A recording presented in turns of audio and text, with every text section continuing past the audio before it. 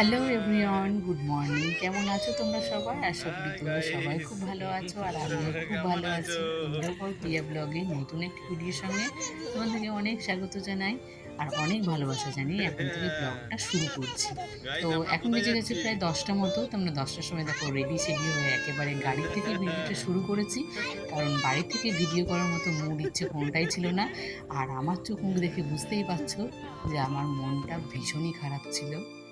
মন খারাপ হওয়ার কারণটা না হয় তোমাদেরকে পরে বলছি, তার আগে দেখে নাও মাম্মাম গাড়িতে চেপে কতটা খুশি। তো মাম্মামের খুশি দেখে আমারও একটু হাসি পাচ্ছিল, কিন্তু আমার না সত্যি যেন তো আমি কান্নাই করছিলাম। সবাই তো আমাকে হাসানোর জন্য খুব চেষ্টা করছিল, কিন্তু মন খারাপ থাকলে কি আর যত হাসি থাকে, হাসি কি আর পাই বলো? তো এখানে বোনও আমাকে মানে আমার জন্য ওরও মনটা খারাপ ছিল। ও বারবার করে বলছিল দিদি একটু হাস, আমাকে হাসানোর জন্য আমার বড় খুব করেছে। মানে আমি যেটা দেখে হাসবো, মানে ওর সঙ্গে আমার ঝগড়া করতে করতে না একটু হাসি বেরিয়ে যায়। ও আমাকে রাগালে আমি আরও বেশি রেগে যাই। তো সেই সময় থেকে রাগতে রাগতে আমি একসময় হেসে ফেলি। তো এর জন্য আমাকে আরও বেশি হাসানোর চেষ্টা করছিল, যাতে কোথাও যেখানে ঘুরতে যাচ্ছি সেখানে যেন আমি মুড অফ নিয়ে না যাই। আর যত রেগেই থাকি না কেন, মনে হয় ওর দিকে তাকালে আমার একটু হাসিই পেয়ে যায়। তো ও এত হাসছিল দেখে আমারও একটু হাসি পেয়ে গেছে, লাস্টে আমিও হেসে ফেলেছি। তো তারপরে দেখো আমরা অনেকটা রাস্তা এসে গেছি, যেহেতু বর এতক্ষণ হাসিয়েছে তাহলে তো হাসি তো মনটা তো ফ্রি হবেই বলো। প্রায় আমরা কাছাকাছি এসেই গেছি, দেখেছো? আমরা এটা মানে ওই সাইডের রাস্তা দিয়ে আমরা যাচ্ছিলাম। তো সেই জায়গা থেকেই তোমাদেরকে একটু শেয়ার করলাম যে দেখো আমরা কাছাকাছি এসে গেছি। আর একমাত্র এখানে আসলেই জানো তো এখনও ঘোড়াগাড়িগুলো দেখা যায়। সবাই তো ঘোড়াগাড়িগুলো একটু মানে আনন্দেই চাপে। আর আমরা তো অনেক চেপেছি বলে আমার আর এখন আর ভালো লাগে না, যেহেতু আমরা গ্রামের দিকে আগে থাকতাম। এখনও গ্রামের দিকেই থাকি, বাট আমার বাপের বাড়ি একেবারে গ্রামের দিকে। তো সেই জায়গাতে একটু ঘোড়ার গাড়িগুলো বেশিই ছিল, তো সবসময় ঘোড়ার গাড়ি চেপেছি বলে এখানে চাপি না। কিন্তু এসে আমি মানে যতজন দেখেছি যে এখানে আসি সবাই দেখি একটু ঘোড়াগাড়িতে চাপে, কিন্তু আমার সেটা আর ভালো লাগে না। আর তারপরে দেখেছো, যেহেতু আমাদেরকে দেখে বুঝতে পেরেছে হয়তো যে আমরা বাইরের থেকে এসেছি, তো সেই জায়গা থেকে আমাদের মানে আমাদের সঙ্গে সঙ্গে না, যে ভেতরে মানে হাজারদুয়ারিটা দেখানোর জন্য সব কিছু বুঝিয়ে বুঝিয়ে বলার জন্য একটা লোক নিতে হয় না, কিন্তু ওরা আসে, ওদের হচ্ছে এটা টাকা ইনকামের একটা জায়গা। তো সেখানে আমরা যখন এসেছি আগে, তাহলে আমরা কেন নেব বলো? আর শুধু আমাদেরকে একটু বাইরেরটাতেই বুঝিয়ে দেবে যে কি আছে না আছে। আর তারপরে তো থাকবেই না, কিন্তু আমার হাজব্যান্ড আবার ও বলছিল যে নেওয়ার জন্য। আমি বললাম যে বেকার বেকার বেশি পয়সা দেওয়ার কোনো প্রয়োজনই নেই, কারণ এর আগে আমরা এভাবে নিয়েছিলাম। কিন্তু এরা তো সেই বাইরেই থাকে, ভেতরে তো আর যায় না। ভেতরে গেলে তো আর একজনকে নিয়েই তো ওদের সারাদিনের ব্যবসাটা না, আর সারাদিনের কাজ তো নয়। একজনকে নিলে তো ওদের কটা টাকা ইনকাম হবে। আমাদেরকে নিল, আবার আমাদেরকে বুঝিয়ে বাঝিয়ে কোনো ফাঁকে চলে গেল, আবার নতুন একটা কাউকে ধরেছে। তো এইভাবে ওদেরকে তো রোজগার করতে হয়, এটা ওদের বলতে পারো ব্যবসা এটা। আর আমাদের হাজারদুয়ারিটা আসার কারণ হচ্ছে আমরা অনেক দিন থেকে আসবো আসবো করছি, কিন্তু আমাদের আসা হচ্ছে না। অনেক দিনই ভাবছিলাম যে আসবো, যেহেতু আমার হাজব্যান্ড এখনও হাজারদুয়ারি দেখেনি। আমি একবার এসেছি, এত বাড়ির কাছে হলে কিন্তু কোনোদিন সেভাবে সুযোগ হয়নি যে আসবো। আমি একবার এসেছি, তখনই দেখেছি, কিন্তু ইচ্ছে ছিল যে বরমশাইকে নিয়ে একেবারে হাজারদুয়ারিটা ঘুরে আসবো। আশেপাশে যা যা থাকবে সব কিছু একেবারেই দেখে আসবো। তারপরে তো আর বিয়ের অনেক বছর চলে গেছে, ওর সঙ্গে আমার সেভাবে কোথাও ঘুরতে যাওয়া হয়নি। তো তারপরে আবার বোনের বিয়ে হয়ে গেল। তা আবার ভাবলাম একা একা যাব।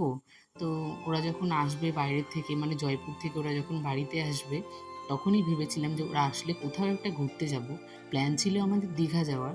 তো সেই প্ল্যানটা আর হলো না। তো ভাবলাম যে চলো তাহলে কাছাকাছি হাজারদুয়ারিতে মিনিমাম একদিনের মতো ঘুরে আসি। হাজারদুয়ারি ঘুরতে এসেও খুব একটা শান্তিতে ঘুরতে পারিনি, কারণ দীঘা যাওয়ার যেই জন্য প্ল্যানটা আমরা চেঞ্জ করেছি, এত রোদে গরমের মধ্যে যাব না ভেবেছিলাম। তো কাছে একটা দিনের জন্য অন্তত মিনিমাম হাজারদুয়ারিতে গেলে একটা গাড়ি ভাড়া করে নিয়ে গেলে এসির মধ্যে যাব, আবার ঘুরে যখন কষ্ট হবে তখন আবার এসিতে এসে বসে যাব। কিন্তু ভুলেই গেছি, অনেক দিন আগে গেছি, যে টিকিট কেটে ঢুকলে ভেতরে ঢোকার পরে বাইরে কিন্তু আর আসা যাবে না, আর বাইরে আসলে কিন্তু আর ভেতরে যাওয়া যাবে না। আর সকালবেলা যেহেতু মুড খারাপ নিয়ে বাড়ি থেকে বেরিয়েছিলাম, সেভাবে সকালে কিছু কিন্তু খাওয়াও হয়নি। আর এখানে এসে আমরা গাড়িতে যেহেতু খাবারগুলো রেখে এসেছিলাম নিরামিষ, তো ভেবেছিলাম আজকে নিরামিষই খাবো। কিন্তু নিরামিষটা আর খাওয়া হয়নি, আমি খাইনি, কিন্তু ও ঠিক নিরামিষটাই খেয়েছে।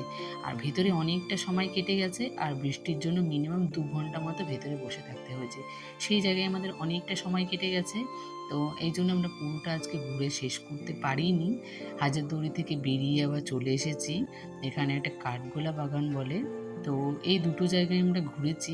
বাকি যে একটা পার্ক ছিল, যে পার্কটা আমি দেখেছিলাম সেটা নাকি এখন আরও বেশি সুন্দর করেছে, সেই পার্কটা দেখতে পারিনি। ভেবেছি আবারও একদিন আসবো, তারপরে এসে দেখবো।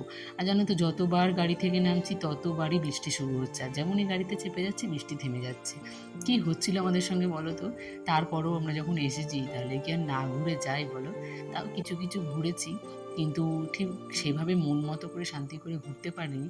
আর যদিও একটু রোদ থাকতো, বৃষ্টিটা না হলে কিন্তু আরও অশান্তি লাগতো, প্রচণ্ড গরম লাগতো। এতে গরমটা একটু কম থাকলেও বৃষ্টিটা প্রচুর হয়েছে। আর দেখো আমি বাচ্চাদের মতো কি শুরু করেছি, এটা তো মাম্মাম কিছুতেই না নিয়ে আসবে না, তো মাম্মাম নিয়েছে আর আমার কাজ, মাম্মামের নাম আর আমার কাম। তো শুরু করে দিয়েছি আমি নিয়ে, আমার খুব ভালো লাগছিল, আর একসঙ্গে অনেকগুলো করে ফুল ছিল। তো এটা আমার আরও বেশি ভালো লাগছিল বলে মাম্মামকে আমি দিইনি, বেশিরভাগটা আমি করেছি। তো তারপরে আবার দেখো এসে গেছি এখানে শুধু বাগান, কাঠগোলা বাগান, তো মানে আম বাগান, মানে অনেক অনেক রকমের গাছ। যে গাছগুলো না আমাদের বাড়ির কাছাকাছি, মানে আমরা যে আম বাগানগুলো দেখি সেগুলো হচ্ছে আম বাগানের যে গাছগুলো, আম গাছগুলো সেগুলো একটু ট্যাড়া ব্যাকা, তো এখানে দেখেছি একদম সোজা স্ট্রেট, মানে অনেক উঁচু উঁচু। তারপরে এসে গেছি দেখো ওর মধ্যে চিড়িয়াখানা, 7 রকমের জিনিস ছিল, তো 7 রকম, মানে দেখেছি সেই কার্ডটায় কী কী লেখা ছিল আমি ঠিক খেয়াল করিনি, কিন্তু 7 রকমের।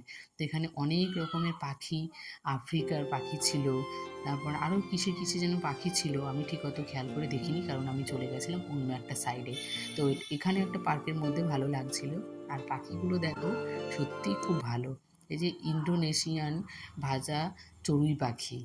তো এখানে পাখিগুলো, এই পাখিটা একটু ছোট, এর থেকে একটা অনেক বড় পাখি আছে, যেই পাখিটার লেজটা একটু, মানে আমরা একটু হাত দিয়েছিলাম, সেই পাখিটা এত জোরে চেঁচাচ্ছিল যে মানে যেখানে ওরা থাকে, তো সেই জায়গার লোকগুলো কিন্তু এসে গেছে যে হয়তো পাখিটার কিছু একটা হয়েছে, এত জোরে চেঁচিয়েছে।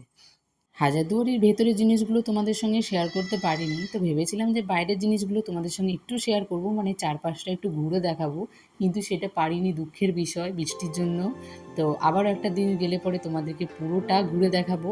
তো যতটুকু দেখেছো একটু সামনে, মানে প্রথমে ঢোকার সময় যে ভিডিওটুকু নিয়েছিলাম শুধু সেইটুকুই তোমাদের সঙ্গে দেখাতে পেরেছি।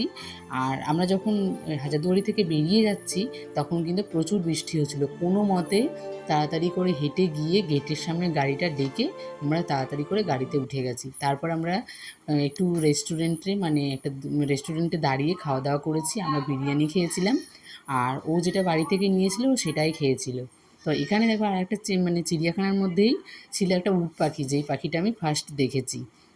আর এখানে মাম্মাম তো খরগোশগুলো দেখে খুবই খুশি হয়েছিল, আর ওখানে বড় বড় হাঁসগুলো ছিল, তো সেগুলোও ভালো লাগছিল। তারপর আমরা ওখানে কিছু একটু ফটো ফটো তুলে ভেতরের কয়েকটা জিনিস দেখে তার আবারও বাড়ির পথে রওনা হয়ে গেছি। অনেকটা রাস্তা এসে গেছি, মাঝখানে খিদে পেয়ে গেছে, তো ভাবলাম যে চলো কিছু খাওয়া দাওয়া করে নিই আর একটু চা খেয়ে নিই। তো আমাদের জন্য এখানে নিয়ে এসেছিলো বেগনি, আমরা সবাই মিলে বেগুনিটা খেতে থাকি। আর তোমরা আমাদের আজকের এই হাজারদুয়ারি ঘোরার ভিডিওটা কেমন লেগেছে তোমরা অবশ্যই কমেন্টে জানাবে। আর ভালো লাগলে প্লিজ একটা লাইক করো আর কমেন্ট করো। আর আমার চ্যানেলে কোনো নতুন বন্ধু এসে থাকলে চ্যানেলটিকে সাবস্ক্রাইব করে দিও। দেখা হবে আবার একটা নতুন ভিডিওর সঙ্গে, ততক্ষণের জন্য টাটা।